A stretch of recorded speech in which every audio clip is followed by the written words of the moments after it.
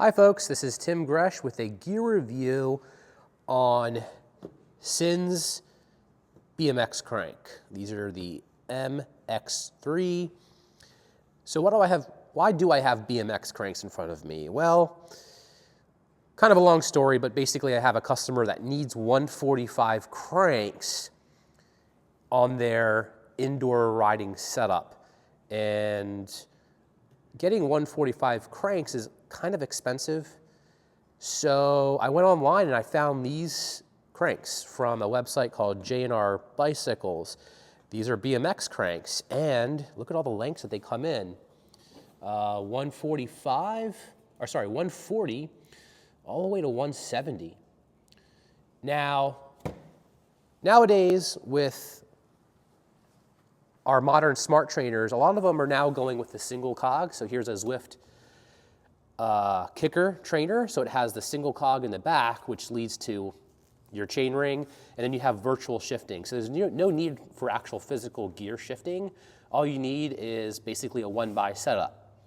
So with that in mind, what we actually are gonna do is we're gonna take the chain rings off of their bike and put this guy on here. They actually have a flat bar road bike that really isn't being used, and it's gonna be their dedicated indoor bike. So we're gonna pull the triple chain rings off, throw this on, correct crank length, one ring to the kicker, and there's your indoor bike. So this is a very good, inexpensive way to get the right crank length for your indoor setup. These came in at about like 160 bucks. They're heavy, doesn't matter. I really like that the spindle is a 24 millimeter. That's basically a Shimano spindle, like a Holotech 2. It does come with a outboard bearing bottom bracket included, threaded. So this is just gonna work on a threaded bottom bracket, but actually you could work it on pretty much any bottom bracket, frankly, with the right adapters, but they do give you that threaded bottom bracket. Left crank arm goes on with the two bolts on either side, just like Shimano, as a clamp. Goes on, put your preload on, and then tighten the clamps, just like a Shimano Holotech crank.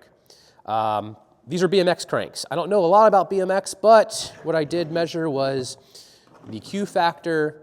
So when you put your cranks on, basically from the outer edge of the crank, from here over to here, your Q factor, that's how Q factor is measured, was about 160 millimeters on this setup.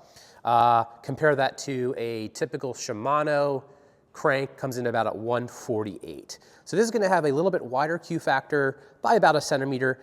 Not that big of a deal in my opinion as a fitter. I mean, if the Q factor is a little bit wider, it's typically not gonna cause any injury. Your feet will just kind of have a little bit wider stance width. I don't really feel like that's gonna be a problem. So yeah, I mean, pretty cool. I love all the options. Who would have thought BMX cranks on a road bike, but that's what you can do right now with the virtual shifting. So gear review here. Check these things out if you want some cheap, shorter cranks for your indoor setup. Thanks for watching.